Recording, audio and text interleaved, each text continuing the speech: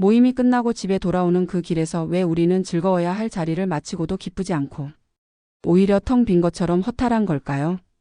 오랜만에 나간 모임에서 억지로 웃고 억지로 떠들다 집에 돌아와 파김치가 된 채 소파에 털썩 주저앉으며 내가 지금 여기서 뭘 하고 있나 허탈해 하신 적 없으십니까? 돌아오는 버스 안에서 혹은 혼자 운전하는 차 안에서 오늘 내가 한 말들을 다시 떠올리며 그 말을 왜 했을까? 저 사람 표정이 왜 그랬을까? 내가 괜히 분위기를 어색하게 만든 건 아닐까 하며 혼자서 끝없이 복기를 하고 계시지는 않습니까? 그 자리에 있는 동안 내내 내 진짜 감정은 꼭꼭 눌러 숨긴 채 남의 분위기에 맞춰 웃고 남이 좋아하는 이야기에 맞장구를 치고 내가 듣고 싶지 않은 자랑 이야기도 환한 얼굴로 들어주느라 집에 도착하는 순간 아무것도 남지 않은 빈 그릇처럼 탈탈 털려버린 느낌이 드는 것입니다. 생각해 보십시오. 그 자리에서 당신이 진심으로 웃은 적이 몇 번이나 있었습니까? 마음 깊은 곳에서 우러나온 웃음이 아니라 상대방이 웃으니까 따라 웃은 것, 분위기가 그러니까 어쩔 수 없이 웃은 것, 그런 억지 웃음이 대부분이지 않으셨습니까? 그 자리에서 당신이 하고 싶은 말을 다 하셨습니까? 하고 싶었지만 분위기가 깰 것 같아서 삼킨 말이 한두 마디는 있지 않으셨습니까? 그리고 그 자리를 파하고 각자 헤어지는 순간 과연 진심으로 오늘 참 좋았다, 다음에 또 만나고 싶다는 마음이 드셨습니까? 솔직하게 대답해 보십시오. 사랑하는 여러분, 오늘 하루도 남의 눈치를 살피고 비위를 맞추느라 참으로 애 많이 쓰셨습니다. 나이가 들수록 사람을 만나는 것이 즐겁기보다는 숙제처럼 버겁고 피곤하게 느껴집니다. 젊은 시절에는 누군가와 새벽까지 수다를 떨어도 이상하게 에너지가 넘쳤는데 이제는 두세 시간만 모임에 다녀와도 다음 날까지 피로가 가시지 않습니다. 이것은 단순히 체력이 약해진 것이 아닙니다. 정신적으로 감정적으로 소모되는 에너지가 그만큼 크다는 뜻입니다. 우리는 그 사실을 알면서도 애써 외면해 왔습니다. 경조사를 챙기고 억지로 안부 전화를 돌리고 카카오톡 단체 채팅방에서 오는 메시지에 답을 달아가며 인맥을 관리하느라 내 귀한 시간과 돈을 길거리에 흘리고 있는 것은 아닌지 짙은 회의감이 밀려옵니다. 그 사람들이 내 장례식 날 와주기는 할까? 내가 병원에 입원했을 때 한 번이라도 들여다봐 주기는 할까? 내가 정말 힘들 때 전화 한 통 선뜻 할 수 있는 사람이 저 수많은 연락처 중에 과연 몇 명이나 될까? 이 질문들의 선뜻 이름이 떠오르지 않는다면 지금까지 당신이 쏟아부은 그 수많은 시간과 돈과 감정들이 과연 어디로 흘러간 것인지 생각해 보셔야 합니다. 남들 다 있는 친구 하나 없이 혼자 늙어가면 독거노인처럼 비참해질까봐 그 불안감 하나 때문에 억지로 모임에 나갑니다. 하지만 잘난 자식 자랑이나 돈 자랑을 들어주고 별로 그립지도 않은 옛날 이야기를 반복해서 들으며 앉아 있다 보면 차라리 조용히 집에 혼자 있는 게 100번 낫겠다는 생각이 절로 듭니다. 나가기 전에는 나가기 싫고 나가서는 집에 가고 싶고 집에 와서는 다녀오길 잘했는지 후회가 됩니다. 이 악순환이 이제는 너무나 익숙하게 반복됩니다. 그리고 그 악순환이 반복될수록 인간관계라는 것 자체에 대한 피로감이 뿌리 깊이 쌓여갑니다. 관계를 유지하려 애쓸수록 내 영혼은 맑아지기는커녕 흙탕물처럼 탁해지고 맙니다. 다른 사람의 일상과 자랑을 들으며 이상하게 내 삶이 더 초라하게 느껴지고 그 사람과의 비교가 은근한 상처로 남습니다. 만나고 나면 즐거워야 하는데 만나고 나면 오히려 허탈합니다. 혼자 집에 있을 때보다 여럿이 있을 때 더 외롭다는 그 이상한 감각 경험해 보신 적 있으십니까? 그렇다면 지금 당신은 뭔가 잘못하고 있는 것일까요? 아니면 당신이 이상한 것일까요? 전혀 그렇지 않습니다. 오히려 당신은 지금 매우 중요한 것을 느끼고 있는 중입니다. 오늘 그 이야기를 해드리겠습니다. 사람 만나는 것을 귀찮아하는 당신의 그 마음이 혹시 나이가 들어 성격이 모나고 괴팍해져서라고 스스로를 자책하고 계십니까? 혹시 주변에서 이런 말을 들으신 적 있으십니까? 요즘 왜 그렇게 사람을 안 만나요? 성격이 너무 까다로워진 거 아니에요? 나이 들수록 사람을 더 만나야 치매도 안 오고 건강해요. 그 말을 들을 때마다 괜히 내가 잘못 살고 있는 것 같은 죄책감이 들지는 않으셨습니까? 사람을 만나고 싶지 않다는 그 솔직한 마음을 들켰을 때 왠지 내가 차갑고 이상한 사람처럼 보일까봐 서둘러 그 마음을 숨기고 요즘 좀 바빠서요라고 핑계를 대신 적은 없으십니까? 그 죄책감이 어디서 오는 것인지 아십니까? 우리는 어린 시절부터 함께 어울려야 좋은 사람, 사교적이어야 매력 있는 사람이라는 사회적 기준 속에서 자라왔습니다. 학교에서 혼자 밥 먹는 아이는 불쌍하고 친구가 많은 아이는 인기 있고 행복한 아이라고 배웠습니다. 그 오래된 기준이 지금 이 나이가 되어서도 우리를 올가매고 있는 것입니다. 그래서 혼자 있고 싶다는 솔직한 마음이 드는 순간 우리는 그것을 욕구로 받아들이는 것이 아니라 결함으로 받아들입니다. 내가 사회성이 부족한 것이 아닌가, 내가 너무 이기적인 것이 아닌가, 내가 점점 나쁜 사람이 되어가고 있는 것이 아닌가 하고 말입니다. 인간관계의 피로감에 지쳐 쓰러지기 일보 직전인 우리에게 철학자 아르투어 쇼펜하우어는 매우 파격적이고 통쾌한 위로를 건넵니다. 사교성은 정신이 빈곤한 자들의 특징이다. 처음 이 말을 들으면 너무 거칠고 냉소적이라고 느끼실 수 있습니다. 하지만 조금만 더 들어보십시오. 쇼펜하우어는 혼자 있는 것을 견디지 못해 억지로 무리를 지어 몰려다니는 사람들을 가리켜 내면이 텅 비어 있기 때문에 타인을 통해 그 끔찍한 공허함을 채우려는 것이라고 설명했습니다. 스스로를 채울 수 없는 사람일수록 끊임없이 누군가를 필요로 합니다. 혼자 있으면 불안하고 조용한 것이 두렵고 자신의 내면과 마주하는 것이 버겁기 때문에 끊임없이 사람을 찾아 소음 속에 자신을 가져다 놓는 것입니다. 생각해 보십시오. 당신 주변에도 그런 분이 한 분쯤은 계시지 않습니까? 하루라도 누군가를 만나지 않으면 안절부절 못하고 혼자 밥을 먹는 것을 유독 힘들어하고 잠시라도 조용히 있으면 금방 지루하다고 하는 분 말입니다. 그분이 과연 진짜 행복한 분일까요? 아니면 혼자 있는 순간 마주해야 하는 내면의 무언가가 너무 버거워서 끊임없이 사람 속으로 도망치고 있는 것일까요? 쇼펜하우어라면 후자라고 말할 것입니다. 반대로 생각해보면 어떻습니까?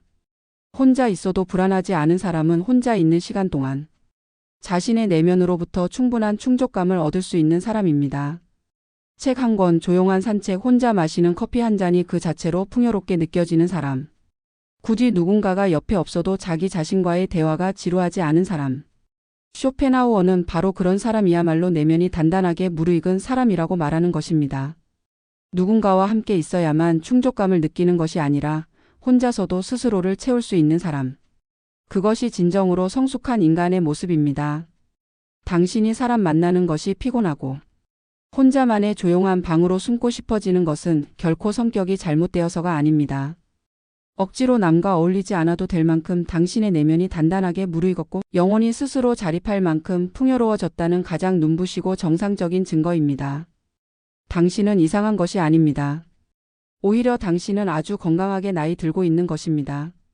그렇다면 왜 우리는 지금까지 그 건강한 신호를 무시하고 억지로 사람들 사이를 비집고 다녔던 것일까요? 그리고 그 대가로 우리가 이뤄온 것은 무엇일까요?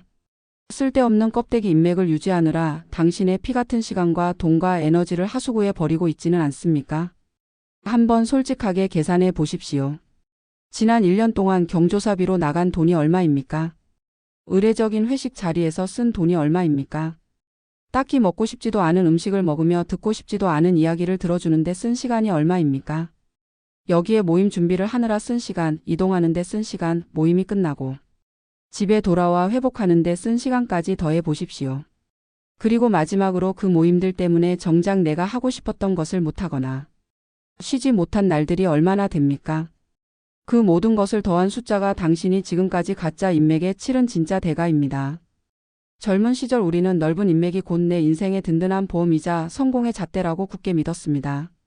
무리해서 밥값을 계산하고 경조사에 돈을 뿌리며 사람을 사귀었습니다.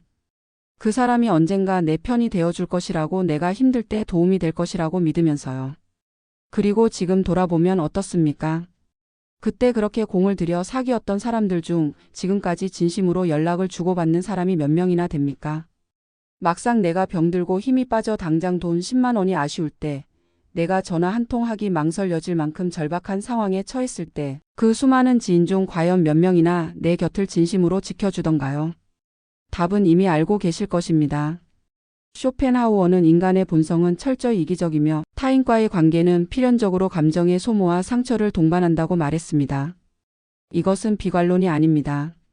인간의 본성을 가장 정직하게 바라본 결과입니다. 우리가 서로 관계를 맺는 이유 중 상당 부분은 이해관계와 맞닿아 있습니다. 내게 이익이 되는 관계는 가까워지고 이익이 사라진 관계는 자연스럽게 멀어집니다. 그것이 인간의 본능입니다. 그 본능을 알면서도 억지로 그 관계를 붙들고 있는 것이야말로 가장 비효율적이고 소모적인 일입니다. 남에게 잘 보이기 위해 억지 웃음을 짓고 내 귀한 에너지를 소모하는 것은 결국 내 수명을 조금씩 갉아먹는 일입니다. 웃고 싶지 않을 때 웃는 그 작은 행위 하나가 쌓이고 쌓이면 언젠가 거울 앞에서 내가 도대체 언제부터 이렇게 지쳐 있었지 하는 순간이 옵니다. 내 감정을 억누르는데 쓰이는 에너지가 얼마나 방대한지를 우리는 너무 오래도록 과소평가해 왔습니다. 의학적으로도 만성적인 감정 억압은 면역 체계를 약화시키고 만성 피로와 우울감의 주요 원인이 된다는 연구 결과들이 있습니다. 내 감정에 솔직하게 사는 것이 단순히 기분의 문제가 아니라 진짜 내 건강과 수명에 직결된 문제라는 뜻입니다.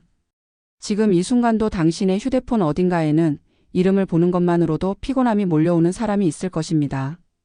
연락이 오면 반갑기보다 먼저 이번엔 또 무슨 부탁이려나 하는 생각이 드는 사람이 있을 것입니다. 그 관계를 아직도 붙들고 있는 이유가 무엇입니까? 오래 알고 지낸 사이라서입니까? 끊어내면 나쁜 사람이 될 것 같아서입니까? 언젠가 도움이 될지도 모른다는 막연한 기대 때문입니까? 그 이유들 중 이 사람과 함께하는 시간이 나를 행복하게 만든다는 이유가 있습니까? 없다면 그 관계는 지금 당신의 삶에 무엇을 주고 있는 것입니까? 이제는 연락처에만 존재하는 가짜 인맥들을 과감히 정리하고 내 삶의 에너지를 오직 나 자신에게만 온전히 집중해야 할 때입니다. 인맥은 넓이가 아니라 깊이입니다. 어색한 만남을 100번 하는 것보다 진심으로 편한 사람과 커피 한 잔을 나누는 것이 당신의 삶을 훨씬 더 따뜻하게 만듭니다. 그리고 만약 지금 당장 그런 사람이 딱히 떠오르지 않는다면 그것도 괜찮습니다. 한 명도 없는 것이 아직 아무도 만나지 못한 것일 수도 있으니까요. 그리고 진짜 한 명의 사람은 인맥을 정리하고 난 뒤 비로소 눈에 들어오기 시작합니다. 식당에서 혼자 밥을 먹고 공원을 혼자 산책하는 것이 왠지 궁상맞고 불쌍해 보일까봐 남들의 눈치를 살피며 쭈뼛거리고 계신가요? 식당 입구에서 혼자 오셨어요? 라는 직원의 질문에 왠지 얼굴이 붉어지신 적 있으십니까? 공원 벤치에 혼자 앉아 있으면 지나가는 사람들이 저 사람 왜 혼자 있나 불쌍하게 볼까봐 스마트폰을 들어 괜히 바쁜 척한 적 있으십니까? 혼자 여행을 떠나고 싶은데 혼자 밥을 먹고 혼자 관광지를 돌아다니는 모습이 왠지 처량해 보일 것 같아서 선든 예약 버튼을 누르지 못한 적 있으십니까? 혼자 영화관에 가고 싶은데 혼자 앉아 있는 내 모습을 누가 볼 것 같아서 차라리 집에서 보는 것으로 타협한 적 있으십니까? 만약 그러셨다면 오늘 이 이야기를 꼭 들어주십시오. 우리가 혼자인 것을 부끄러워하게 된 것은 언제부터였을까요? 어쩌면 그것은 우리 스스로가 만들어낸 감옥일지도 모릅니다. 실제로 지나가는 사람들은 벤치에 혼자 앉아 있는 당신에게 그다지 관심이 없습니다. 식당 직원은 하루에도 수십 명의 손님을 받으면서 그 중에 혼자 온 손님이 몇 명인지 일일이 기억하지 않습니다. 우리가 두려워하는 시선의 상당 부분은 실제로 존재하지 않는 시선입니다. 우리 스스로가 만들어낸 상상 속의 관객입니다. 위대한 철학자와 예술가들 그리고 인류 역사에 자신의 이름을 새긴 사람들 중 상당수는 공통적으로 고독을 깊이 사랑했습니다. 뉴턴은 혼자 앉아 사과가 떨어지는 것을 보다 만유인력의 법칙을 발견했습니다.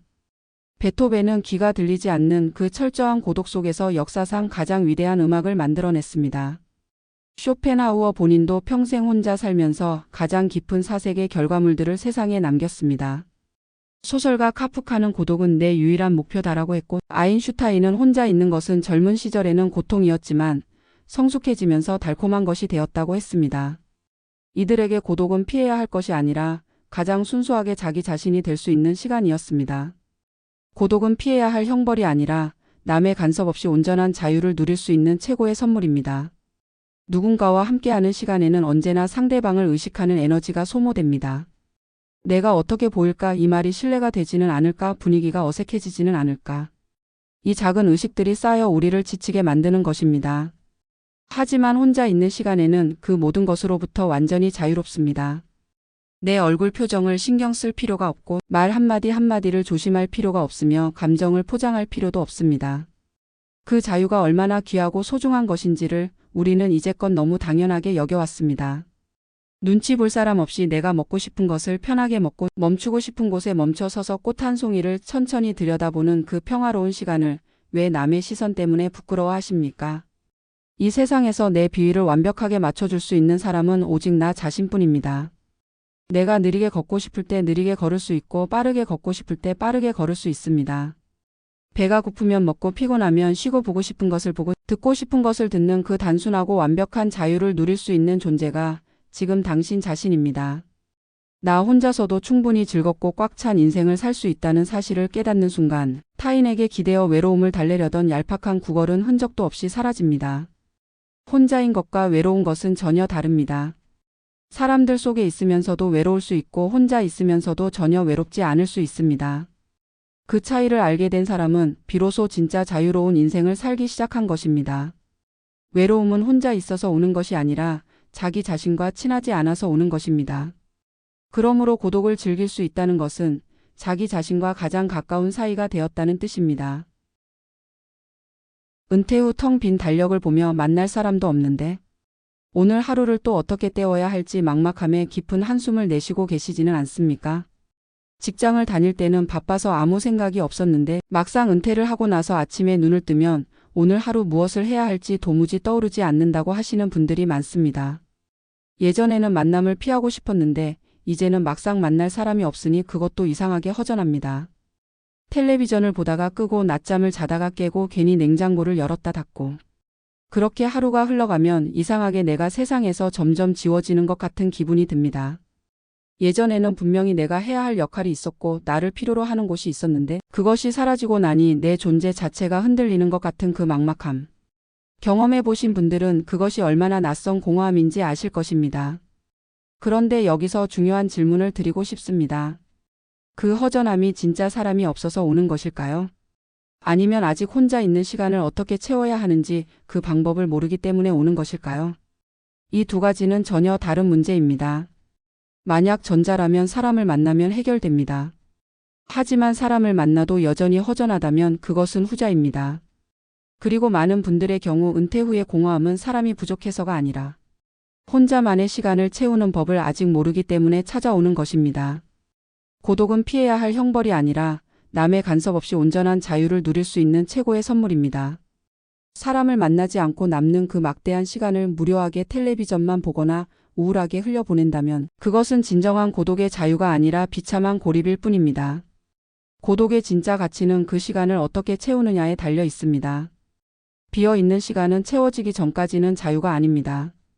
아무리 좋은 그릇도 담긴 것이 없으면 빈 그릇일 뿐입니다. 쇼펜하우어가 그토록 예찬한 고독의 참된 가치는 혼자만의 시간을 지혜와 사색으로 풍요롭게 채우는 데 있습니다. 젊었을 때 바빠서 읽지 못했던 책들이 있지 않습니까? 언젠가 꼭 배우고 싶었는데 시간이 없어서 미뤄뒀던 것들이 있지 않습니까? 그림을 그리고 싶었던 분도 있을 것이고 글을 쓰고 싶었던 분도 있을 것입니다. 악기를 배우고 싶었던 분, 요리를 제대로 해보고 싶었던 분, 가보지 못한 길을 혼자 천천히 걸어보고 싶었던 분. 그 소원들이 지금 이 시간에 조용히 기다리고 있습니다. 누군가의 허락을 받을 필요도 없고 누군가의 일정에 맞출 필요도 없이 온전히 내 마음이 이끄는 대로 할 수 있습니다. 도서관에 가서 평소 마음이 끌렸던 책을 꺼내 드십시오. 조용한 숲길을 걸으며 내 숨소리에 가만히 귀를 기울여 보십시오. 아무 목적 없이 동네를 걷다가 예쁜 카페가 보이면 혼자 들어가 창가에 앉아 지나가는 사람들을 구경해 보십시오. 처음에는 낯설고 어색할 수도 있습니다. 하지만 한 번, 두 번, 세 번이 쌓이면 어느 순간 그 시간이 하루 중 가장 기다려지는 시간이 됩니다. 누가 시킨 것이 아니라 내가 하고 싶어서 하는 일로 하루를 채우는 것이 얼마나 충만한 느낌인지 아십니까? 그 느낌을 한번 맛본 사람은 다시는 의미 없는 모임에 억지로 나가 에너지를 소진하고 싶지 않아집니다. 남의 말에 이리저리 흔들리지 않고 내면의 깊은 목소리와 대화하며 나만의 취미로 하루를 꽉 채울 때 당신의 노후는 그 어떤 화려한 사교 모임보다 훨씬 더 눈부시고 벅찬 감동으로 빛나게 될 것입니다. 오늘 하루를 때워야 한다고 생각하지 마십시오. 오늘 하루를 나를 위해 써야 한다고 생각하십시오. 그 한 글자 차이가 당신의 노후를 완전히 다르게 만듭니다. 시간을 죽이는 것과 시간을 사는 것은 다릅니다. 당신에게 주어진 오늘 하루는 죽이기엔 너무 아깝습니다. 오늘 밤 당신의 휴대폰 주소록에 남아있는 이름만 봐도 숨이 막히는 그 수많은 가짜 인연의 짐을 미련 없이 지워버리시지 않겠습니까? 이름을 보면 저절로 어깨가 무거워지는 사람이 있습니다. 연락이 오면 반갑기보다 먼저 피곤함이 드는 사람이 있습니다. 만나고 오면 기운이 나는 것이 아니라 기운이 빠지는 사람이 있습니다. 그 사람들의 이름이 지금 당신의 휴대폰 주소록에 남아 있습니다. 그리고 그 이름들이 거기 있는 한 그 무게는 어떤 식으로든 당신을 짓누르고 있습니다. 연락이 뜸해지면 왠지 내가 나쁜 사람이 된 것 같은 죄책감이 들고 연락을 해야 하나 말아야 하나 고민하는 그 시간 자체가 이미 당신의 에너지를 갉아먹고 있는 것입니다. 이렇게 물어보고 싶습니다. 당신의 삶에서 당신을 만나고 나면 더 가볍고 환해지는 사람이 있습니까? 그 사람과 이야기를 나누고 나면 이상하게 기운이 생기고 아직 할 수 있다는 용기가 생기고 오늘 하루가 조금 더 소중하게 느껴지는 그런 사람이 있습니까? 반대로 만나고 나면 이상하게 기가 죽고 내 삶이 더 보잘것없이 느껴지고 뭔가 빨려 들어간 것처럼 텅 비어버리는 사람이 있습니까? 전자가 당신이 지켜야 할 관계이고 후자가 당신이 용기 있게 멀리해야 할 관계입니다. 이것은 냉정한 것이 아닙니다. 내 남은 삶을 지키는 가장 현명한 선택입니다. 사랑하는 여러분, 오늘 하루도 내키지 않는 마음을 억누르며 남의 기분을 맞춰주느라 정말 애 많이 쓰셨습니다. 당신은 평생토록 훌륭한 부모, 좋은 친구, 싹싹한 지인으로 살기 위해 눈물겹게 노력해왔습니다.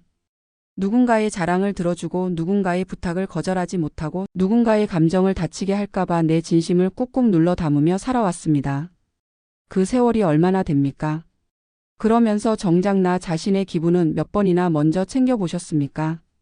내가 지쳐 있다는 신호를 내 몸이 보낼 때 그 신호를 인정하고 쉬어간 적이 있으셨습니까? 아니면 그 신호조차 무시하고 다시 남을 위해 달려가셨습니까? 이제는 그 피곤한 역할극의 무대에서 당당하게 퇴장하셔도 좋습니다. 나를 불편하게 만드는 사람을 쿨하게 끊어내고 오직 내 영혼이 기뻐하는 일에만 온전히 집중하는 것은 결코 이기적인 것이 아닙니다. 비행기에서 위급 상황이 발생하면 안내 방송은 언제나 이렇게 말합니다. 옆 사람을 돕기 전에 먼저 자신의 산소 마스크를 착용하십시오. 내가 먼저 숨을 쉬어야 남을 도울 수 있습니다. 내가 먼저 단단해야 누군가의 버팀목이 될 수 있습니다. 나를 먼저 챙기는 것은 이기적인 것이 아니라 진짜로 사랑하는 사람들을 더 잘 돌보기 위한 가장 기본적인 전제 조건입니다. 오늘 밤 딱 한 가지만 해보십시오. 주소록을 열고 이름을 보았을 때 가슴이 따뜻해지는 사람과 가슴이 무거워지는 사람을 조용히 구별해 보십시오. 지울 필요도 없습니다. 당장 무언가를 결정할 필요도 없습니다. 그냥 그 차이를 느껴보는 것만으로도 충분합니다. 내 마음이 이미 오래전부터 그 답을 알고 있었다는 것을 그 순간 비로소 깨닫게 되실 것입니다. 그리고 그 깨달음이 쌓이면 어느 날 자연스럽게 당신의 삶에서 당신을 지치게 만드는 것들이 하나둘 정리되기 시작할 것입니다. 오늘 밤은 사람으로 인해 상처받고 기가 빨렸던 모든 피로를 이불 밖에 벗어던지고 오직 나라는 세상에서 가장 든든하고 완벽한 친구와 함께 달콤하고 평화로운 단잠에 빠지시기를 진심으로 기도합니다. 오늘 이 이야기를 끝까지 들어주신 여러분께 깊이 감사드립니다. 살아오시면서 얼마나 많은 사람들을 위해 당신 자신을 뒷전에 두셨습니까? 이제는 조금 나를 위해 살아도 됩니다. 그 허락을 스스로에게 내려주십시오. 그 허락 하나가 당신의 나머지 인생을 얼마나 다르게 만들 수 있는지 직접 경험해 보시기를 바랍니다. 저희 채널 인생의 마지막 수업은 오늘 이 이야기처럼 살아오며 미처 듣지 못했던 말들을 전하는 곳입니다. 지금이라서 비로소 이해되는 인생의 문장들, 누군가 진작 말해줬더라면 덜 지쳤을 그 말들을 이 채널에서 조용히 전해드리고 싶습니다. 화려하지 않아도 됩니다. 거창하지 않아도 됩니다. 다만 조용한 위로가 필요할 때, 혼자 있는 밤에 마음을 어딘가에 내려놓고 싶을 때 이 채널이 그 곁에 있겠습니다. 인생의 마지막 수업은 끝을 이야기하는 곳이 아닙니다. 지금 이 순간의 삶을 조금 더 따뜻하게, 조금 더 나답게 살아가기 위한 수업을 함께 이어가는 곳입니다. 당신이 혼자라고 느끼는 그 밤에 이 목소리가 작은 동행이 되어 드리겠습니다.